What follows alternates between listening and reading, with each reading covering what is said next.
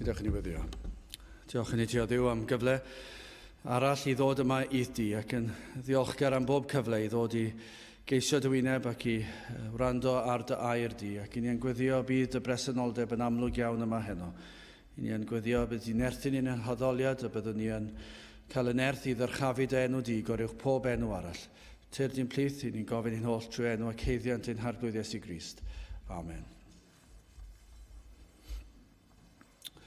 Cyn i ni gan i'n hemyn gyntaf, hoffwn i croesawu chi un gwasanaeth diolchgarwch ac yn falch i gallu cyflwyno parchedig Dafydd Morris i chi, rhywun sydd wedi pregethu'n aml gyda ni ac yn ddiolchgar i fod unwaith eto yn mynd i pregethu gair Duw i ni.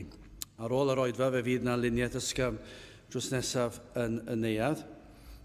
Chydig o gyhoeddiadau eraill, os nad oes cerdyn wedi cael ei rhoi i chi wrth i chi ddod i mewn, croeso chi gymryd nifer o'r rhain. Fe fyddwch chi'n gweld ein cyfarfodydd arferol, sef oedfa bregethu bob prynhawn Sul, ac yna ein cwrdd gweddi misol ar y drydydd nos Iau o bob mis. Ond hefyd, fe fydd yna gyfarfodydd ychwanegol yn agosáu yn Nadolig ar nos Iau Rhagfyr pedwerydd, fe fyddwn ni'n cynnal ein noson o garolau yma yn y capel am hanner awr wedi 7 ac hefyd noswyl yn Nadolig Rhagfyr 24 am 9:45 o gloch y nos ein hoedfa croeshawyr Nadolig. Felly reina holl wybodaeth i'w cael ar y cardiau yma. Felly gewn ni ddechrau ein gwasanaeth drwy ganu'r emyn rhif 730. 730, tydi sydd deilwng oll o'm can fy nghreuwr mawr am Duw, dyddoniau di o'm hamgylch maint, bob awr yr wyf yn byw. 730 gewn ni sefyll i'w chanu.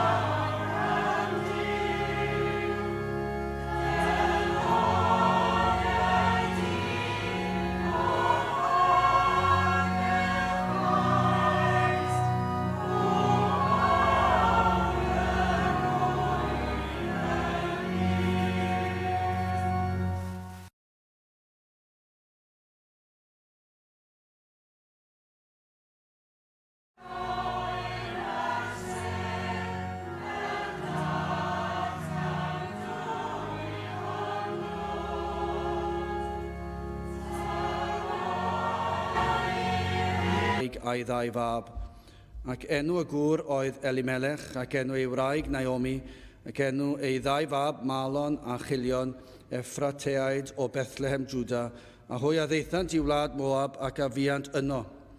Ac Elimelech gŵr Naomi a fi farw, a hithau a'i dau fab a Dawyd.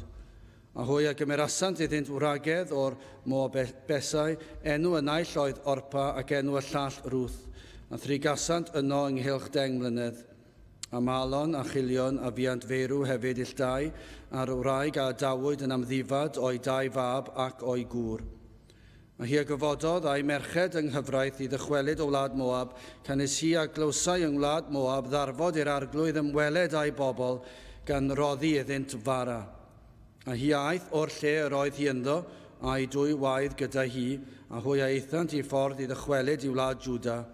A Naomi a ddywedodd wrth ei 2 waedd, ewch dychwelwch bob un i di ei mam, gwneled yr arglwydd drigaredd a chwi, fel y gwneithoch chwi a'r meirw ac a minnau. Yr arglwydd a ganiatao i chwi gael gorffwystro bob un yn hi ei gŵr, yna cysanodd hi hwynt, a hwy a ddyrchafasant ei llef ac a wlasant. A hwy a ddywedasant wrthi, diau y dychwelwn ni gyda thi at dy bobl di. A dywedodd Naomi, dychwelwch fy merched, i ba beth y deiwch gyda mi. A oes gen i fi feibion eto yn fy nghrodd i fod yn wir i chwi. Dychwelwch fy merched, ewch ymaith, canis yr ydw i fi yn rhy hen i briodi gŵr. Pe dywedwn y mae gennyf obaith a bod heno gyda gŵr ac ymddwyn meibion hefyd, a arhosech wi amdanynt hwy, hyd oni chyneddynt hwy, a arhosech wi amdanynt hwy heb wra, nagef y merched, canis y mae mawr jystwch i mi o'ch plegyd chwi, a mi law yr arglwydd fyned i'm herbyn. A hwy a ddarchyfasant ei llef ac a wylasant eilwaith, ac orpa a gysanodd ei chwegr ond drwth a lynodd wrthi hi. A dywedodd Naomi, wele, dy chwaer yng nghyfredd a ddychwelodd at ei phobl ac at ei diwiau, dychwel dithau ar ôl dy chwaer yng nghyfraith. A Ruth a dywedodd, nac erfyn arna fi ymado a thi, i gilio oddi ar dy ôl di, canis pa le bynnag yr elich di yr a finnau, ac am ha le bynnag y lletiach di y lletia finnau. Dy bobl di fydd yn fy mhobl i, ath ddew di fy niw innau. Lle byddech di farw, y bydda finnau farw, ac yno ymcleddir fel hyn y gwnelo yr arglwydd i mi, ac fel hyn ychwanego, os dim ond angau a wna ysgariaeth rhyngo fi a thithau. Pan welodd hi ei bod hi wedi ymroddi fyned gyda hi, yna hi a beidiodd a dywedid wrthi hi. Felly hwynt illdwy a eithant nes iddynt dyfod i Bethlehem, a phan ddeithant i Bethlehem, yr holl ddinas ac yffrodd o'i herwydd hwynt, a dywedasant, ai hon yw Naomi. A hi a ddywedodd wrthynt hwy, na elwch fi Naomi, gelwch fi Mara, canis yr holl alluog a wnaeth yn chwerw iawn am mi. Mae fi a eithym allan yn gyflawn, a'r arglwydd am dig i eilwaith yn wag. Paham y gelwch fi Naomi, gan yr arglwydd fy narostwng ac i'r holl alluog fy nrygu. Felly y dychwelodd Naomi a Ruth y Foabes a'i gwaedd gyda hi, yr hon a dychwelodd o wlad Moab a hwy a ddeithant i Bethlehem yn nechrau cynheuaf yr heiddiau. A bydde bendith Duw ar ei air sanctaidd ef. Dewch i ni gan i emyn arall, rhif 359. 359.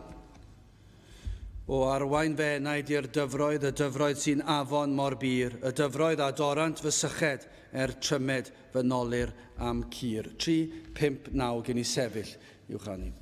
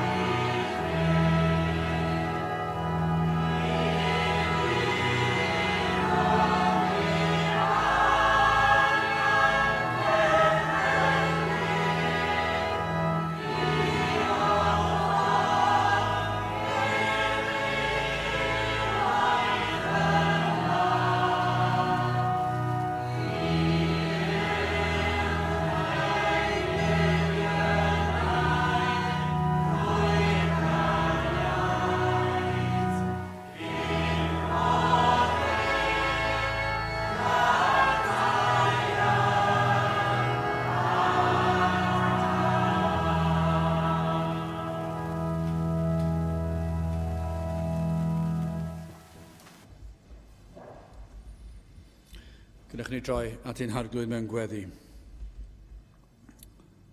Diolch yn ei ti unwaith eto o Dduw am gyfle arall i ddod yma i geisio dy wyneb i alw ar dy enw. Ac i ni'n diolch mai trwy heiddiannau dy fab i ni yn dod o'th blaen. I ni'n gwybod o Dduw nad oes gennym unrhyw beth y gallwn ddod yn ein dwylo i ddadlau'n hachos bod gennym heiddiant neu'r hawl i ddod o'th flaen trwy ein heiddiannau ni'n hunan, ond i ni yn gwybod bod y cydernid hwnnw gennym, ein bod yn gallu dod yn hyderus o'th flaen, gan mai nid ein heiddiannau ni, ond heiddiannau yr arglwydd Iesu Grist yr ydym yn dod ynddynt. Felly o Dduw, trwy ei fywyd a'i farwolaeth, i atgyfodiad ef, i ni yn dod o'th flaen, ac yn dod a'n deisyfiadau, yn dod a'n mawl, yn diolch i ti o Dduw am yr Efengil Sanctaidd, yn diolch am gymaint o bethau, i ni yn ddiolchgar am gyfle, am reswm i gynnal oedfa pregethu arall. I ni'n diolch am y traddodiad yn ein gwlad o'r oedfa yn diolchgarwch, ac yn gyfle i bobl ddod i ddiolch i ti am dy drigareddau, am dy fendithion, ond o Dduw yn dod i ddiolch i ti am fwy na bendithion tymhorol, ond yn diolch yn bennaf am yr arglwydd Iesu Grist. Ac felly, i ni yn diolch am gyfle i gael dod i ganu dy glodydd ac i ddarllen dy air ac i wrando ar ffordd iachawdwriaeth yn cael ei phregethu. Ac felly o Dduw, i ni yn gofyn i ti i fendithio'n hamser yma. I ni'n gofyn ar ei ti bresynoli dy hun yma yn ein plith. Y bydd pob yr un ohonom yn ymwybodol fod na rhyw bresenoldeb rhyfedd yma. Falle nad yn gallu disgrifio neu esbonio neu deall beth yw'r presenoldeb hwnnw. Ac o Dduw, yna cyn diwedd yr oedfa, byddant yn sylweddoli mai dy bresenoldeb di ydyw.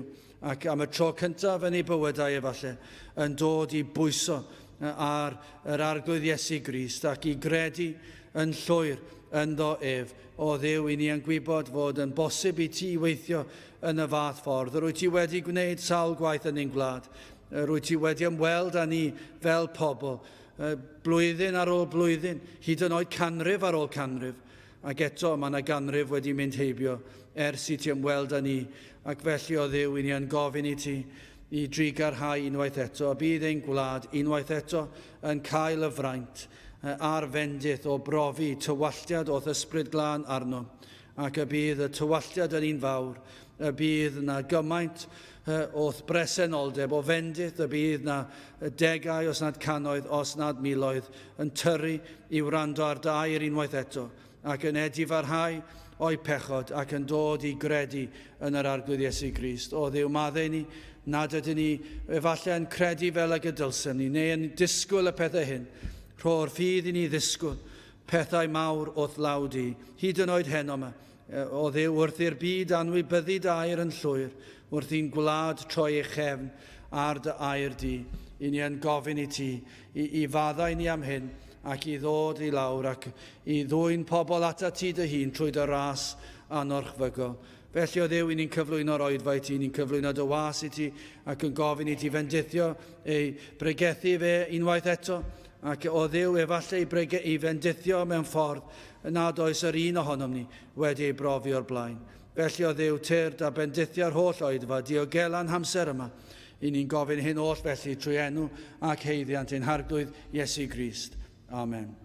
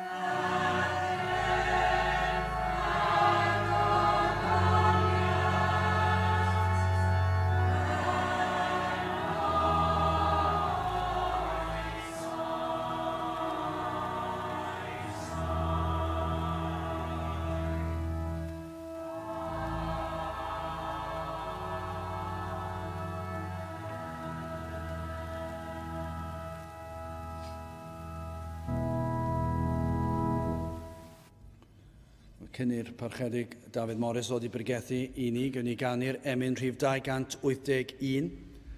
281 o arglwydd da ar graffa dy wirioneddau gwyw yn rymus ar fy meddwl i aros tra fwyf byw. Mwy parchus boed y ddeddfau, mwy anwyl nag erioed, yn gysur bont i'm calon, yn llusern wyw i'm troed. 281 gwn ni sefyll i'w chanu.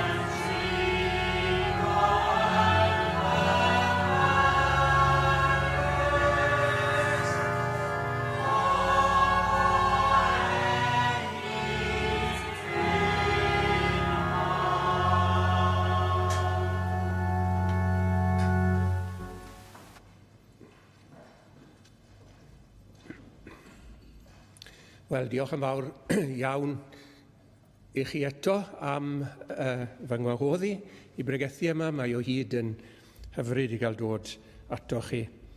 A diolch am yr hyn a gafwyd eisoes yn yr oedfa. Wel, fe garwn ni ofyn am eich sylw caredig chi i yr hyn sydd gyda ni yn eich chweched adnod hynod cyntaf, llyfr Ruth. A hanes am Naomi yn y chweched adnod, hi a gyfododd a'i merched yng nghyfraith i ddychwelyd o wlad Moab, canis hi a glywsau yng ngwlad Moab, ddarfod i'r arglwydd ymweled a'i bobl, gan roddi iddynt fara. A dyna'r geiriau, dwi eisiau sylwi arnyn nhw ar ddechrau'r neges, beth bynnag, ddarfod i'r arglwydd ymweled a'i bobl, gan roddi iddynt fara. Wel nawr, stori hyfryd sydd gyda ni yma, stori Ruth wrth gwrs. Mae yna newyn i ddechrau, ar ddechrau'r hanes ym Bethlehem, Jiwda. Ac mae Elimelech a'i wraig Naomi yn penderfynu o blegyd y newyn bod nhw mynd i fynd lawr i wlad Moab. Nawr, ddylsen nhw ddim fod wedi gwneud hynny, ond dwi ddim yn mynd i fanylu ar y mater yna. Dim ond bod nhw wedi mynd, Elimelech a Naomi, a'i meibion, Malon a Chilion. Ac wrth gwrs, yn y wlad honno, mae'n debyg bod hi'n beth naturiol i Malon a Chilion i chwilio am wragedd o blith y Moabesau. Oedd Duw wedi gwahardd hynny, do'n nhw ddim i fod i briodi a chenhedloedd eraill, ond dyna wnaethon nhw. Ond mae yna drasiediau yn digwydd, ac mae Elimelech yn marw.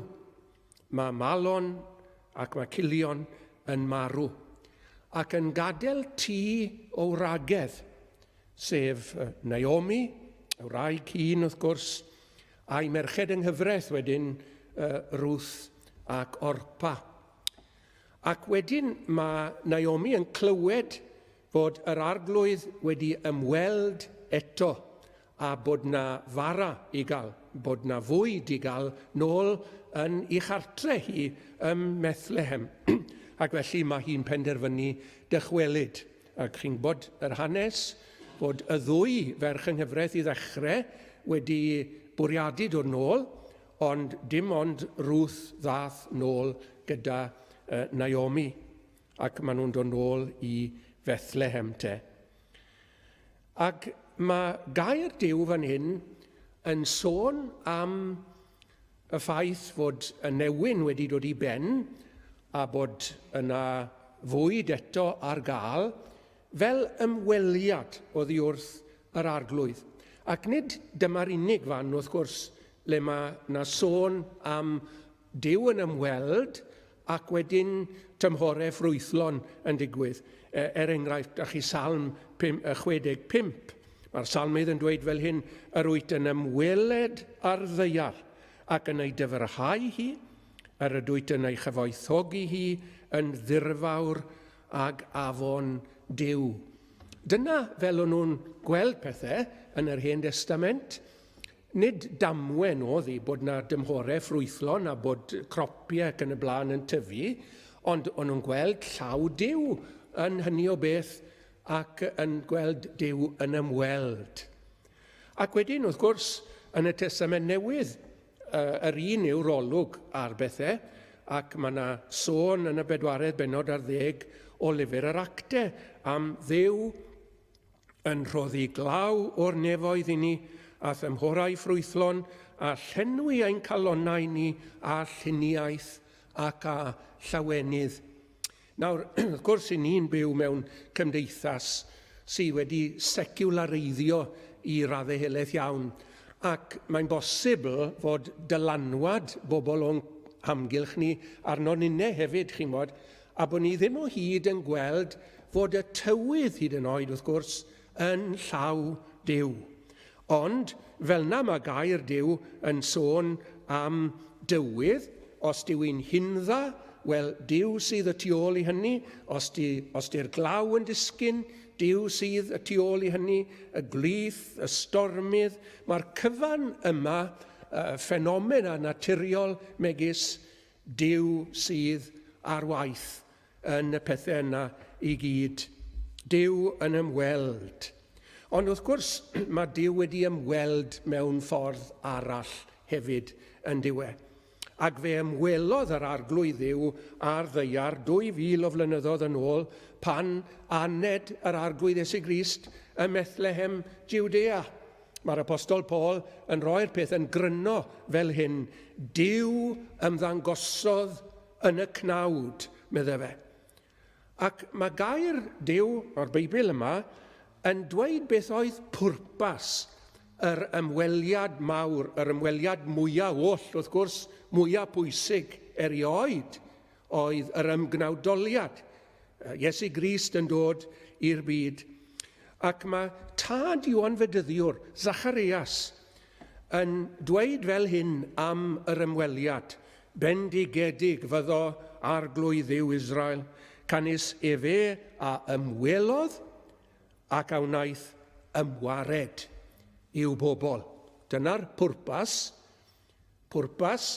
yr ymweliad oedd bod Duw yn ymwared i bobl.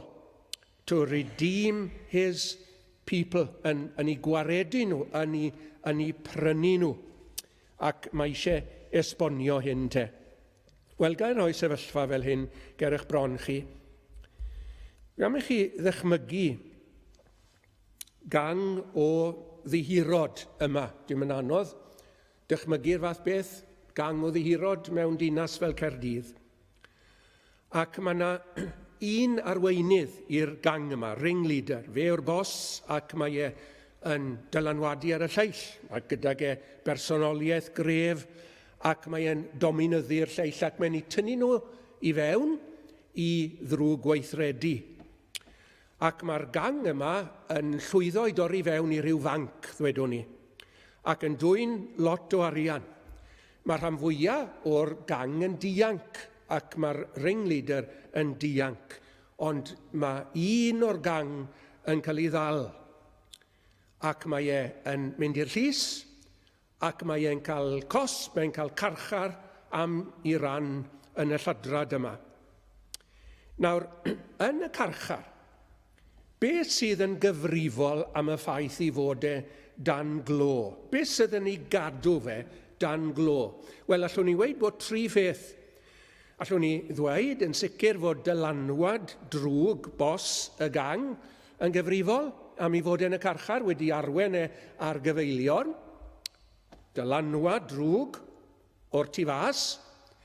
Beth arall sydd yn ei ddal e yn y carchar, wrth gwrs, yw ei drosedd e ei hun, ac mae e'n gyfrifol am ei drosedd ei hun, ac mae'n diodde'r gosb nawr am ei fod e wedi troseddu. A'r trydydd peth sydd yn ei ddal e yn y carchar yw'r ddeddf gwlad yn ei gadw fe dan glo.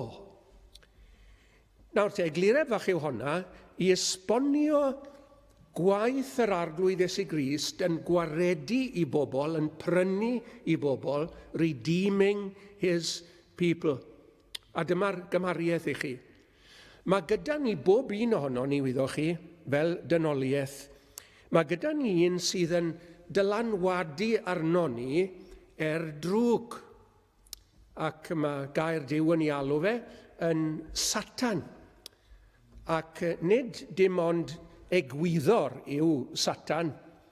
Mae e yn berson, dyw e ddim yn berson cig a gwad, ond mae e'n berson real, Satan, y diafol, ein gwrthwynebydd ni, a'i waith yw yn dallu ni fel plant dynion. Ac pan i ni'n dod i'r byd, wrth ddod i'r byd, dyn ni ddim yn dod i'r byd yn deall pethau Duw. Dyn ni ddim yn dod i'r byd gan fod yn llawn cydymdeimlad a phethau Duw, ac yn ddiwiol, dyn ni ddim. Mae Satan wedi'n dallu ni, mae yn twyllo ni, mae yn temtio ni, ac yn harwen ni ar gyfeilion. Nawr, mae'r gallu ma'n allu real iawn, mae yn allu cryf iawn. Ac mae e mor llwyddiannus, fel bod y rhan fwyaf ohono ni, cyn i ni ddod yn Gristnogion, dyn ni ddim yn gwybod mae Satan sydd ar waith. Mae e'n llwyddo'n twyllo ni nag yw e ddim yn bod hyd yn oed. Ond yna un o'r dylanwadau. Ond pan fyddwn ni yn pechu, ac i ni yn, wrth gwrs, does dim gwaith yn dysgu ni bechu, os e. Dyn ni'n yn gorfod cynnal dosbarthiadau meithrin, wedwch chi blant bach, i'w dysgu nhw yn ddrwg, i'w dysgu nhw i bechu. Ac i ni yn bechaduried wrth reddf, i ni'n bechaduried wrth natur, ac yn wir yn caru pechu, ac ystyr pechod yw troseddu deddf Duw. Dwedwch fod Duw yn rhoi llinell, a dyn ni ddim fod i groesi'r llinell honno, wel i ni yn ei chroesi hi. Ac i ni'n torri deddfau Duw yn gyson, ac heb feddwl am wneud hynny, ond i ni'n gyfrifol am yn pechod yn hunain. Ac wedyn, pan bod ni yn torri'r ddeddf, mae'r ddeddf honno yn dal ni'n gaeth, i ni dan i chosb hi, i ni fod i'w chadw hi, ond yn methu, ac wedyn yn gorfod dioddau i chosb hi. Nawr, mae'r pwerau yma, y grymusterau yma, yn dal ni'n gaeth te. Satan, pechod a deddf Duw.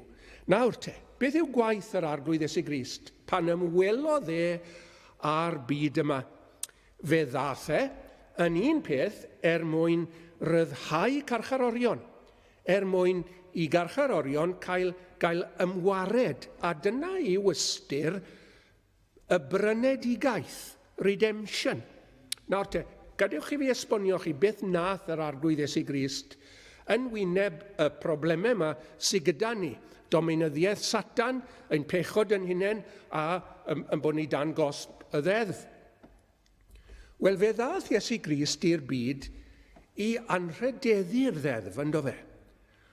Ac mae yn llwyddo, gyfeillion, bob cam o'i fywyd i gadw ac i anrhydeddu gofynion deddf Duw i ni wedi torri, methu cadw'r gofynion ni, wedi torri'r ddeddf, a Iesu Grist yn dod i gyflawni. Peidiwch meddwl, medda fe, mod i wedi dod i dorri dim byd, medda fe. Dwi wedi dod i gadw'r ddeddf, dwi wedi dod i'w chyflawni hi. Bob iot a thipyn. Ac chymod, mae deddf Duw yn eang iawn yn dywi. Oedd na ofynion seremoniol. Ac oedd yr Iddewon, chymod, o'n nhw'n trio cadw seremoniau y ddeddf. Ond o'r arglwydd Iesu Grist, petai unrhyw un yn gallu dweud, dim eisiau fi gadw'r ddeddf seremoniol, dwi uwchlaw gwneud hynny. Alle Iesu Grist wedi dweud hynny, ond chi'n bod i fod wedi cadw pob manylun. Meddyliwch am hyn nawr. Chi'n cofio rai gyna diferlyf gwaed arni ddi, oedd hemorrhage arni ddi, ac oedd hi wedi bod felly am flynyddoedd. A chi'n cofio hi'n torri'r trwy'r confensiwn ac yn mynnu wneud i ffordd at yr arglwydd Iesu Grist i gyffwrdd ag ymyl i wisge. Chi'n bod beth oedd Iesu Grist yn gwisgo? Oedd e'n gwisgo'r siôl, achos y gair yn y gwreiddiol yn golygu'r fringe, chi'n bod. Ac oedd dynion i ddewig i fod i wisgo hyn yn ôl y ddeddf, ac mae'r arglwydd Iesu Grist hyd yn oed yn gwisgo hwnnw. Mae eisiau cadw pob gofyn, chi'n bod. Ond beth am y gofynion mawr moesol? I garu Duw a'n holl galon, a'n holl enaid, a'n holl nerth, a'n cymydog fel ni'n hunain, a dyn ni ddim wedi gallu gwneud hynny, ond dyn ni'n gweld yr arglwydd Iesu Grist yn ei fywyd. Mae bywyd yr arglwydd Iesu Grist yn transcript o'r ddeddf yn diwedd mewn gwirionedd. Mae e'n cadw'r ddeddf yn y gofynion mawr moesol yma, ac ar y groes mae e'n dweud gorffennwyd, ac ymlith y pethau orffennodd oedd cadw deddf Duw ar ran pechaduriaid. Ac wrth farw ar y groes wedyn, mae e'n talu am droseddau i bobl, y carcharorion. Chi'n gwybod taw, dyna beth oedd yr arglwydd Iesu Grist yn gwneud i ni, newydd ganu gweddi'r arglwydd, a maddau ni ein dyledion. I ni mewn dyled i Dduw wrth bechu. Ac mae'r arglwydd Iesu Grist yn casglu'r dyledion yma i gyd, neu'n hytrach mae Duw y Tad yn ei casglu nhw. A'r arglwydd aroddus arno Iesu Grist, ein hanwireddau neu ein dyledion ni i gyd.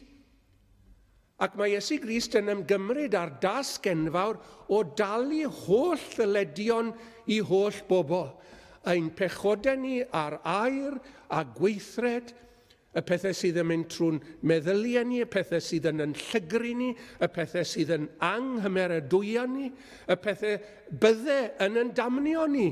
Mae'r arglwydd Iesu Grist yn mynd yn gyfrifol am y dyledion ni i gyd, ac mae'r emynau Cymraeg yn llawn o hyn, yn diwn nhw, gwnaed dim heb dalu. Rhoddwyd iawn nes clirio llyfrau'r nef yn llawn, heb ofyn dim i ni. Dyna'r efengil, gwaith yr arglwydd Iesu Grist yn talu dyledion pechaduriaid ar y groes. Ac felly mae e'n gallu dod at ddrws y carchar fel petai. Y carchar i ni yndo fe i gyd.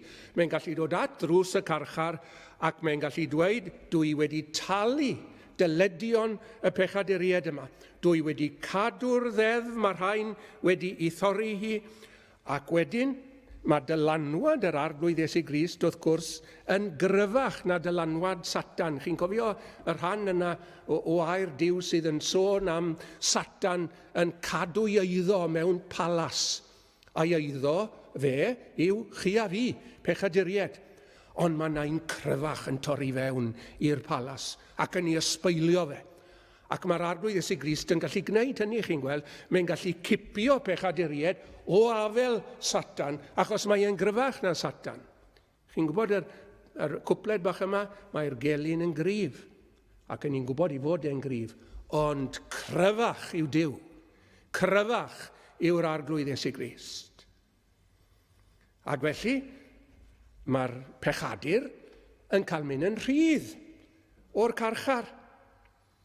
Ac mae e'n croesawu yr ymwelydd sydd wedi ryddhau o'r carchar. Wrth gwrs, i ni yn canu emyn Wesley yn Saesneg, my chains fell off. My heart was free. I rose, went forth and followed thee. Pam? Achos bod Iesu Grist wedi dod. Mae e wedi ymweld i brynu, i ryddhau o gos pechod ac o hawliau'r ddeddf ac o ddominyddiaeth y diafol. Wel nawr, dwi eisiau sôn wrthoch chi am bwrpas arall ymweliad yr arglwydd Iesu Grist. A Zecharias, ddigon diddorol, sy'n sôn am effaith arall yr ymweliad mawr yma. Ac mae'n sôn am dirionddeb Duw. Trwy yr hon, yr ymwelodd â ni godiad hael o'r uchelder. A chi ffordd hyfryd o sôn am ddyfodiad yr arglwydd Iesu Grist. Pan ddaeth Iesu Grist i'r byd, oedd e fel hael yn codi. Chi'n cofio, oedd yna broffwydolaeth wedi bod yn yr Hen Testament, y bydde fe'n dod, hael y cyfiawnder yn codi, a meddyginiaeth yn ei esgyll, healing in his wings. Wel, nawr te, chi'n gweld fel pechaduriad, nid yn unig i ni'n gaeth, ond i ni'n dywyll hefyd, ynddi ni. Meddyliwch am y carchar yma to. Slawer dydd oedd bobl yn cael eu cau mewn carcharau, nid dan yr amgylchiadau mae bobl yn y carchar heddi. Bobl yn gallu byw mewn carchar yn weddol gyfforddus heddi, mae'n debyg. Ond y bobl slawer dydd yn cael eu cau mewn celloedd dan y ddeiar, tan ddeiarol, dungeons. Ac o'n nhw'n cael eu gadael yno. Glywsoch chi sôn eriod am yr oubliette. Chi sy'n gwybod byn bach o Ffrangeg yn gwybod beth yw ystyr oublié, sef anghofio. Ac oedd yna fath arbennig o garchar, pydew oedd e mewn gwirionedd, ac o'ch chi'n dod i'r carcharor yn y pydew, ac o'ch chi'n anghofio amdano fe. Oedd e'n gosb erchyll iawn, chi'n bod. A fydde'r person, ymhen hir a hwyr, yn marw o newyn wrth gwrs, ac yn marw o blegu fod e wedi cael ei anghofio, ac oedd e yn y lle caeth yma, ond yn y tywyllwch mae'n debyg hefyd, yn y dungeon yma. Nawr, mae Zecharias yn dweud fod Iesu Grist wedi dod i'r byd fel bod yr hael yn codi ar bechadur, y wawr yn torri arno fe. Ac wrth ddweud hynny wrthoch chi, fi'n cofio am weinidog yn dweud wrtho i am ei droedigaeth ei hunan. Ac oedd Duw yn ymwneud ag chi'n bod, ac oedd e methu gweld pethau yn ysbrydol, ond methu deall pethau, ac oedd e ddim wedi dod allan o'r carchar eto, ac mi aeth e lawr i Abertawe i glywed gweinidog pregethwr weddol enwog yr adeg honno, a siarad ar gweinidog, a dyma'r gweinidog yn dweud rhywbeth wrtho fe, fe dir y wawr, medde'r gweinidog wrtho fe. Oedd e'n dweud hynny mewn ffydd, mae'n debyg, a gobaith, the dawn will break. Dyna beth wedodd e wrth y dyn yma. Ac yn wir i chi, fe ddaeth e'n Gristion, ac fe seiclodd e lawr o Crossans i Abertawe, ac oedd e'n eistedd yn y cefn, ac ar ddiwedd yr oedfa, dyma'r gweinidog yn cerdded lawr yr ale, ac yn ei weld e'n sboto fe. A dyma fe'n dweud wrth edrych ar ei wyneb cyn i fod wedi cael cyfle i siarad â fe, mae'r wawr wedi torri'n dyw i. Oedd ei weld yn ei wyneb e. Oedd e'n wahanol. Oedd yr haul wedi codi ar y dyn yna. Ond dewch i ni gael meddwl nawr am be mae hynny yn ei olygu mewn gwirionedd. Pan bod yr haul yn codi, i ni'n gweld pethau o'n gwmpas, wrth gwrs, yn dyn ni. Pethau dyn ni ddim yn ei gweld nhw yn y tywyllwch. Dim yn ei gweld nhw yn y nos. Ac i chi a fi, dyn ni jyst ddim yn gweld pethau o dyn ni yn ysbrydol pan bod ni ddim yn Gristnogion. Dyn ni ddim yn gweld yn hunain. Dyn ni ddim yn gweld yn angen yn hunain. Chi'n bod oedd y gŵr mawr yna, John Calvin, yn dweud am Gristnogaeth. Mae dau beth pwysig oedd adnabyddiaeth o'n hunain ac adnabyddiaeth o Dduw. Ond sech chi'n meddwl, byddai fe'n dweud, wel, nabod Duw yw'r peth mawr, dyna'r unig beth. Na, mae rhaid i ni nabod yn hunain, dos e? Mae rhaid i ni weld yn hunain fel i ni mewn gwirionedd, mewn angen. Mae rhaid i ni weld bod Duw yn anghymeradwyo ni fel i ni. Bod ni ddim yn iawn gydag e o gwbl. Bod ni yn bechaduriaid, mae rhaid i ni ddod i weld hynny. O'n i'n siarad yng Ngwraig blwyddyn ac oedd hi'n fatgoffa i am ddyn oedd yn y coleg gyda hi flynyddoedd yn ôl yn Aberystwyth. Ac fe ddath mor ymwybodol o'i bechod ei hunan, oedd e'n teimlo bod rhaid iddo fe wisgo i ddillad gorau, achos oedd e'n teimlo mor frwnt. Ac oedd e'n meddwl bod bobl eraill yn gwybod ni, yn gwybod bod e'n bechadur ac yn gallu gweld i bechod e. A dyna'i ffordd o ymgodymu gyda'r ymwybyddiaeth yma bod e ddim yn iawn gyda Duw. Nawr, sgwni, ydych chi wedi dod i'r fan yna lle chi'n gwybod hynny?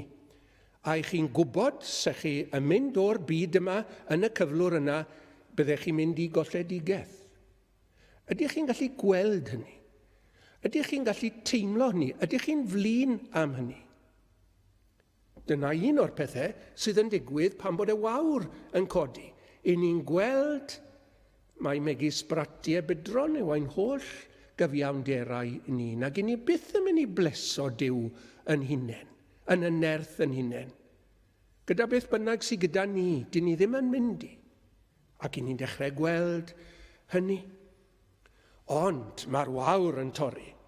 Ac i ni hefyd, nid yn unig yn gweld yn hunain, ond i ni'n gweld nawr yr arglwydd Iesu Grist. Ac falle bod ni wedi clywed sôn am yr arglwydd Iesu Grist, wedi cael yn magu yn sŵn enw'r person yma, yr arglwydd Iesu Grist. Falle wedi cael yn magu ar aelwyd Gristnogol ac yn canu emynau am yr arglwydd Iesu Grist. Ond dyn ni ddim wedi ei weld mewn gwirionedd. Dyn ni ddim wedi gweld yn fwyaf arbennig i addasrwydd bod e'n siwto ni'r dim fel ceidwad i'r colledig. Bod e'r union un ar gyfer person yn sefyllfa ni. Nawr, sgwni ydych chi wedi gweld arbenigrwydd yr arglwydd Iesu Grist? Sgwni chi ydych chi wedi sylweddoli ac chydnabod Iesu Grist fel dyn ac fel Duw ac fel yr unig gyfryngwr, yr unig un all ddod rhyngo chi a Duw holl alluog, yr unig un sy'n gallu cyflwyno chi i Dduw holl alluog. Ydych chi'n gallu gweld mai trwy farwolaeth mae ddeiant pechodau'n dod ac bod chi'n cael eich roi'n iawn gyda Duw trwy ei waith ar y groes? Ydych chi wedi dod i weld yr arglwydd Iesu Grist? O fenaid gwel addasrwydd, suitability yr arglwydd Iesu Grist. O fenaid gwel addasrwydd y person rhyfedd hwn, dy fywyd, mentra arno ac arno rhod y bwn. Mae'n ddyn i gyd ymdeimlodd holl wendidau i gyd. Mae'n Dduw i gario'r orsedd a'r ddiafol cnawd a byd. Gai ofyn i chi hyn yn benodol. Odych chi wedi gweld yr arglwydd Iesu Grist yn ei swydd dirprwyol, substitute. Chi'n bod does ddim byd gyda ni mewn Cristnogaeth heblaw bod ni'n dod i werthfawrogi yr arglwydd Iesu Grist yn ei ddirprwyaeth i fod e wedi marw yn ein lle ni. Ac bod chi'n meddwl am y groes a chi'n meddwl fydd yle fod yno. Ond fe ddath yr arglwydd Iesu Grist i'r adwy. Fe gymrodd e fy lle i. Yn lle bod fi'n cael yng nghosbi, fe gosbwyd e. Does na ddim byd i gael heb hwnna nagos. Dirprwyaeth yr arglwydd Iesu Grist. Ydych chi wedi dod i weld trefn y cadw. Mae yna drefn i gael, yn dos e? Ac mae'n drefn hyfryd iawn, cynllun yr Efengyl. Mae trwy gredu, trwy bwyso ar yr arglwydd Iesu Grist mae dod yn Gristion. Trwy ymddiried ynddo fe, mae iachawdwriaeth yn dod i chi. A chi'n gosod o'r neilltu pob ymddiriediaeth arall. I chi wedi bod yn ymddiried bod chi falle yn gobeithio bod chi'n ddigon da a bod eich gweithredoedd da chi yn mynd i orbwyso'ch gweithredoedd drwg chi. Chi wedi bod meddwl ar ei dyllinellau yna ac eich chi'n gadael y cynllun yna yn llwyr ac eich chi'n troi at yr arglwydd Iesu Grist fewch unig obaith chi.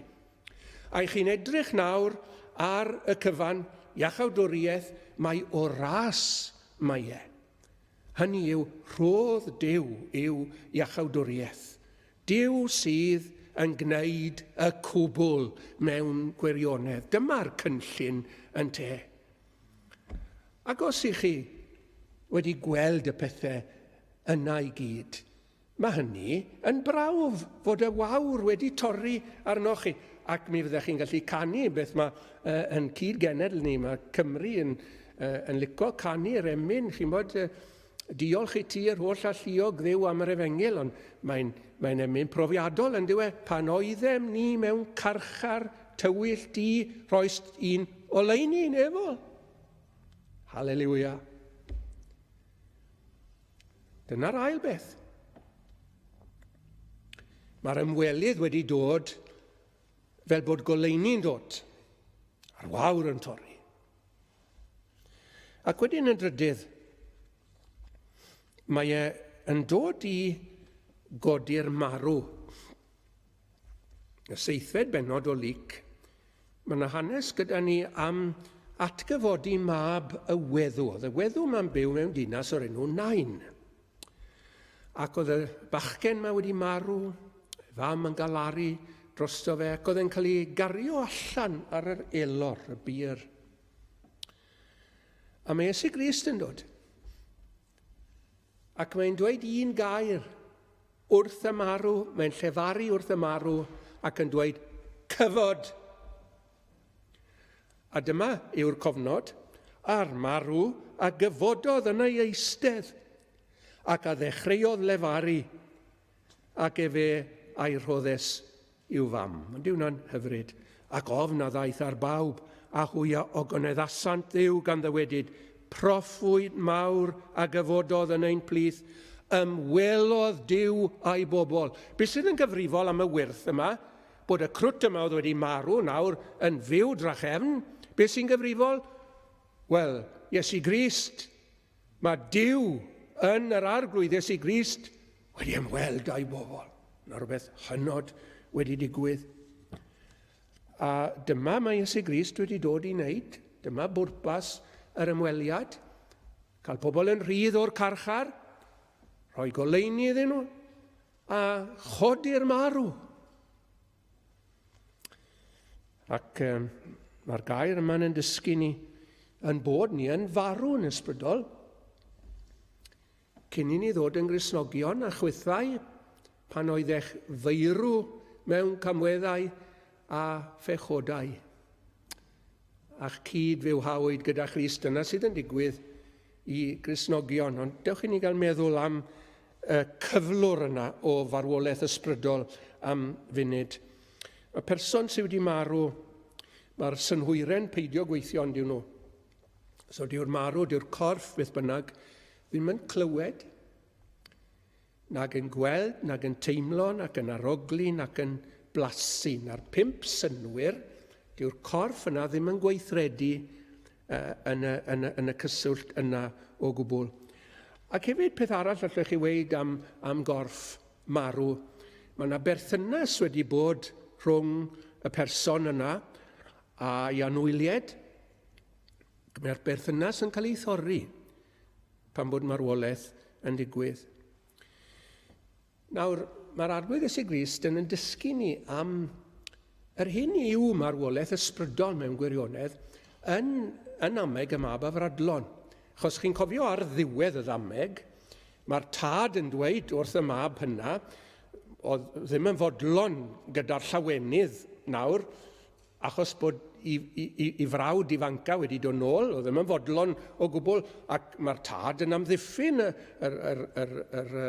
dathlu yn diwe, ac mae'n dweud, fy mab hwn oedd farw, medda fe, ac aeth yn fyw drachefn. Nawr, oedd e ddim wedi marw yn llythrenol, oedd e. Ond pan oedd e'n y wlad bell, oedd e gystal â bod wedi marw i'r tad, yn oedd e.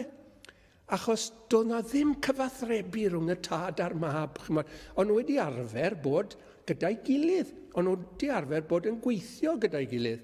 Y tad a'r mab yn siarad y byty'r ffarm gyda'i gilydd, trafod y busnes, beth o'n nhw'n mynd i wneud fori, beth o'n nhw'n mynd i wneud y tymor nesaf, yr hau, a'r medi, a'r cyfan i gyd.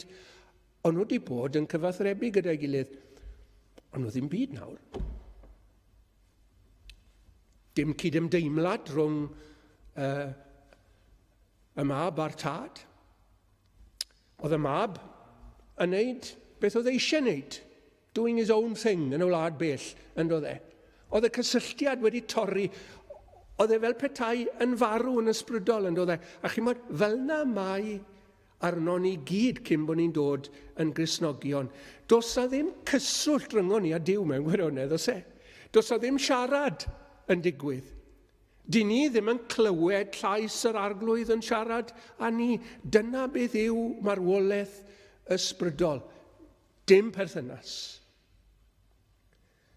Ac mae'r Arglwydd Iesu Grist wedi dod i'r ddeiar yma fel bod pechaduriaid, fel bod maedrolion fel chi a fi yn gallu cael perthynas gyda Duw.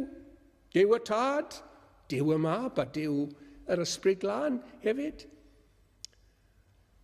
Ac chywyddoch chi mai dyna un o'r pethau mwyaf hyfryd ynglyn â dod yn Gristion. Yw bod gyda chi nid set o egwyddorion newydd yn gymaint, chi'n modd, nid eich bod chi nawr yn ymarfer rhyw fath o foesoldeb gwahanol, nid yn gymaint hynny, ond bod gyda chi berthynas gyda pherson byw, y Crist datgyfodedig. Mae yna bennill bach, mae gitgan bach yn Saesneg sydd yn dweud fel hyn, he walks with me and talks with me along life's narrow way. Ac ych chi'n ymwybodol ohono fe, achos bod chi yn fyw yn ysbrydol. Ych chi'n gallu weld e a llyged ffydd. Ych chi'n gallu i glywed e, clywed i lais e yn llefaru wrthoch chi yn y gair. Ych chi yn gallu aroglu hyd yn oed. Y Cristnogion yn sôn ambell waith am weinidogaeth ar rhywun enghraifft. Di clywed yn cael ei ddweud yn Saesneg fel hyn, his ministry had the savour of Christ about it. The savour. Arogl Crist, chi'n bod. Ac i ni siarad nawr yn ysbrydol, wrth gwrs, nid yn naturiol. Pam ych chi'n gallu arogleuo rhywbeth felly? A pam fod Crist yn arogl esmwyth i chi, yn arogl hyfryd i chi? Pam bod chi'n hoffi clywed i lais e ac yn gallu i weld e yn ysbrydol, ddeall e'n ysbrydol i ryw fesur? Wel, achos bod chi'n fyw. Chi wedi dod yn fyw, mae'n werth. Ni'n gweld yr marw'n cyfodi yn y Testament Newydd, Lazarus oedd wedi bod yn y bedd, mab y weddw o Nain, merch Jairus. Ac mae pob un ohonyn nhw'n fendigedig, maen nhw'n cael ei adfer i'w teulu yn diw nhw. Ac wedyn, yr hyfrydwch o gael bywyd ysbrydol a pherthynas ar Arglwydd Iesu Grist. Wel, dwi'n dod i ben, gyfeillion, gai ofyn i chi, A ydych chi wedi croesawu'r ymwelydd? Ydych chi wedi derbyn yr ymwelydd at yr eiddo ei hun y daeth? Fe ddath yr arglwydd Iesu Grist i'n byd yma, fe ddath e at ei bobl ei hun yr Iddewon, maen nhw'n ei wrthod e, at yr eiddo ei hun y daeth, a'i eiddo ei hun nes derbyniasant ef, ond i'r sawl a'i derbyniasant, efe arodd e sydd yn dallu i fod yn feibion i Dduw, i groesawu fe, i dderbyn e. Gair o'i darlun hyfryd i chi i orffen. Chi'n cofio Simeon, y gŵr hwnnw, oedd yn disgwyl am ddiddanwch yr Israel pan anwyd yr arglwydd Iesu Grist. Fe ddeithpwyd ar plentyn i gael ei enweidi yn y deml ar y 8 dydd ar ôl ei enedigaeth e. A chi'n cofio beth nath Simeon wrth weld y plentyn yma? Fe gydiodd e yn y babi yma a'i gofleidio fe. Fe a'i cymerth yn ei freichiau. Odych chi wedi wneud hynna yn ysbrydol gyda'r arglwydd Iesu Grist? Chi'n cofio beth wedodd e wedyn? Yn edrych ar y babi yma, fy llygaid a welsant dy iachawdwriaeth. Mine eyes have seen thy salvation. Yn edrych ar y plentyn. Roedd e Duw ras i ni, bob yr un ohono ni, i groesawu a derbyn a chofleidio yr ymwelydd dwyfol. Amen.